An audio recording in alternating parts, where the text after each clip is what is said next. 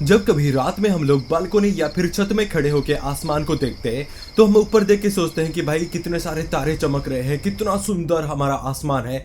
तो सब कुछ कितना ज्यादा सिंपल लगता है, राइट। लेकिन कभी दोस्तों आपने सोच के देखा है कि इतने सारे तारे जो ऊपर हमें आसमान में दिखते हैं, उन सारे तारों के पास अपने अपने प्लैनेट सिस्टम्स होंगे। पता नहीं कितने सारे सोलर सिस्टम्स होंगे उन तारों के पास। और ये तो बात फिर भी हमारे मिल्की वे गैलेक्सी की हो रहा है, जिसके अंदर भी कम से कम 40 बिलियन से भी ज्यादा प्लैनेट्स मौजूद है, जो कि बिल्कुल ही हमारे धरती जैसा है।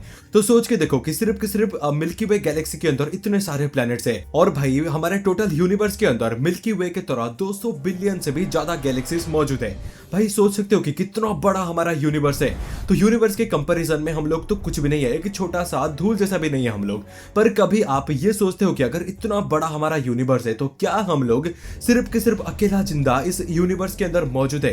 क्या यूनिवर्स के अंदर कोई दूसरे प्लैनेट पर लाइफ पॉसिबल नहीं है? अब सिंपल लॉजिक तो यही कहता है कि कहीं ना कहीं पर तो लाइफ होगी ही, क्योंकि सबसे पहले इस वाली फोटो को देखो भाई। देख रहे हो हमारा धरती कितना ज्यादा छोटी सी डॉट नजर आ रही है, लेकिन इसके अंदर भी भाई इतने सारे लोग रहते हैं, इतने सारे समंदर है, पहाड़ है, इतने सुंदर सुंदर जगहें हैं, इतने सारे टेक्नोलॉजी से, कितने सारे लोग इसके अंदर रहते हैं इतने छोटे टाइनी प्लैनेट के अंदर। तो ये सवाल उठना भी जायज है कि यूनिवर्स तो इतना बड़ा है, जहां हर डायरेक्शन पे हम लोग देखते हैं तो हमें करोड़ों तारे नजर आते हैं, सैकड़ों तारे नजर आते हैं। अब तारों के पास में ट्रिलियंस ऑफ प्लैनेट्स होते हैं। तो यहीं पर सबसे बड़ा सवाल ये उठ के आता है कि अगर आसमान को देखते ही हमें सैकड़ों तारे नजर आते हैं, इतना बड़ा हमारा यूनिवर्स है, कहीं ना कहीं पर लाइफ एग्जिस्ट कर सकता है, तो हमें ऊपर देखते ही यूनिवर्स इतना ज्यादा शांत क्यों नजर आता है? हम इतने सारे सिग्नल्स कई सालों से ऊपर छोड़ते जा रहे हैं, यूनिवर्स के अंदर छोड़ते आ रहे हैं, लेकिन किसी भी एक सिग्नल का आज तक हमें रिप्लाई तक नहीं मिला है, ना ही कहीं बाहर से हमें कोई भी सिग्नल यहाँ पर देखने को मिला है। मतलब कि सोच के देखो कि आसमान में देखते ही हमें अरबों खरबों लाइट ईयर्स के दूर जो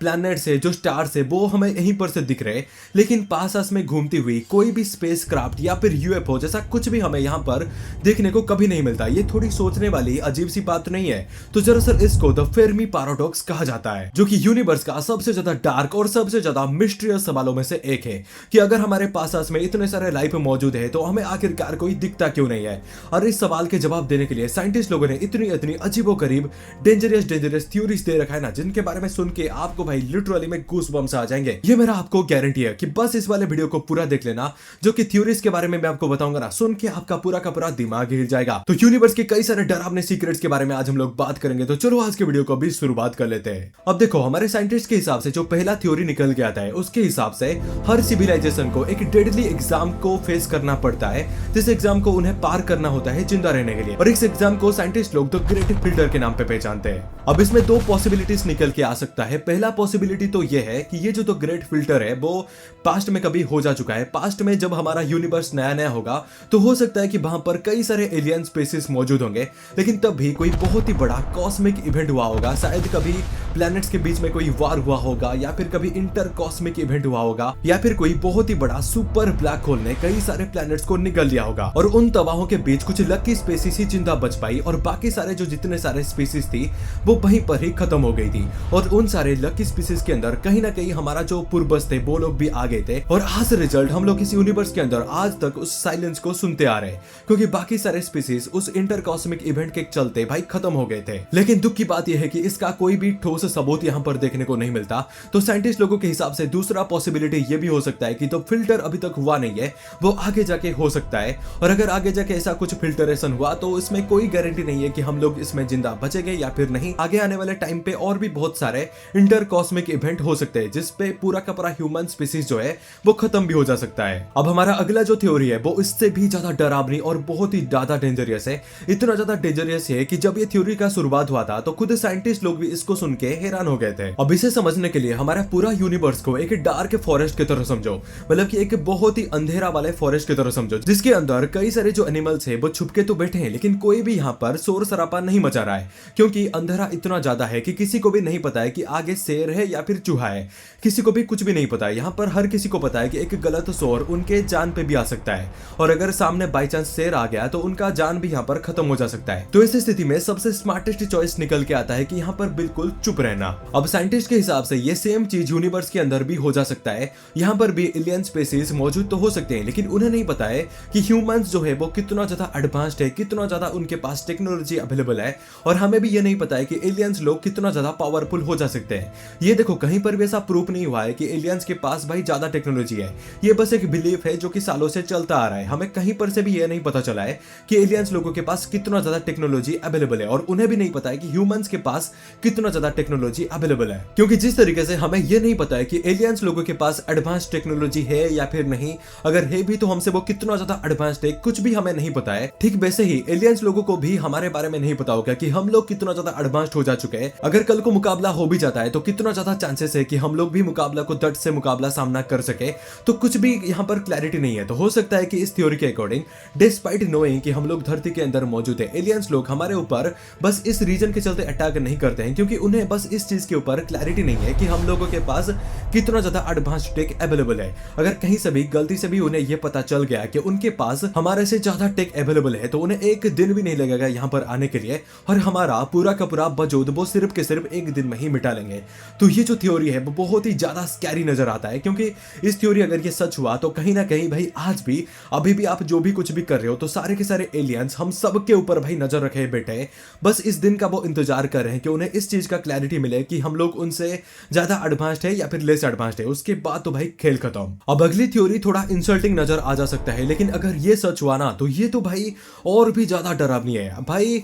मतलब कि सोच के देखो, हम लोगों को एलियंस लोगों के साइज के बारे में तो पता ही नहीं है, तो हो सकता है कि वो साइज में हमसे इतना ज्यादा बड़े हुए, इतने ज्यादा एडवांस्ड हुए कि उनके सामने हम लोग भाई चींटियों की तरह नजर आ रहे हो। मतलब कि इसको इस तरीके से सोचो कि आप अपने रास्ते में जा रहे हो, आपको एंट लोगों के, चींटियों के एक कॉलोनी दिखता है, तो क्या आप एंट लोगों के पास रुक के अपने आप को एक्सप्लेन करते हो कि हाय चींटियां, मैं इंसान हूं, मैं इतना ज्यादा पावरफुल हूं, आप मेरे साथ दोस्ती करोगे? नहीं करते हो ना, क्योंकि आपको भी पता है कि चींटियां और आपके बीच में कोई कंपैरिजन ही नहीं है। आप बहुत ही ज्यादा बड़े हो साइज में, इंटेलिजेंस में भी बहुत ही ज्यादा बड़े हो, तो वो लोग भाई आपके लिए मैटर ही नहीं करते हैं, आप उनको केयर तक नहीं करते हो।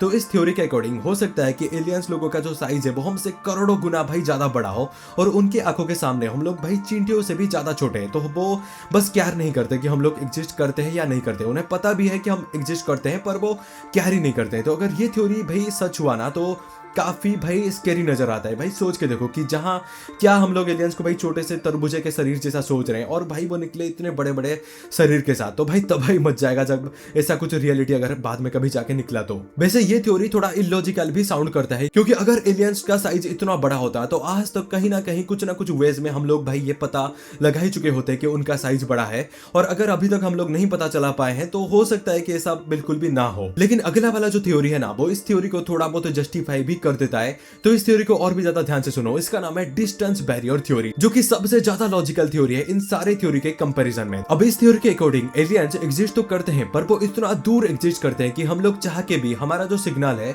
उसको हम उनके तक भाई पहुंचा ही नहीं सकते। अब देखो भाई, इसमें यूनिवर्स का जो साइज है वो सबसे बड़ा विलेन के रूप में काम करता है, क्योंकि यूनिवर्स के अंदर ना भाई जो डिस्टेंस है वो बहुत ही ज्यादा बड़ा है, और हमारा भाई एक लाइट ईयर का अगर हम लोग कंपेयर करें तो वो निकल के आता है 9.46 ट्रिलियन किलोमीटर के आसपास, जो कि बहुत ही बड़ा है भाई। और हमारे पास में जो अर्थ के नियर साइज बाय प्लैनेट्स भी है ना, वो भी भाई हमसे कम से कम 10-12 लाइट ईयर्स दूर मौजूद है।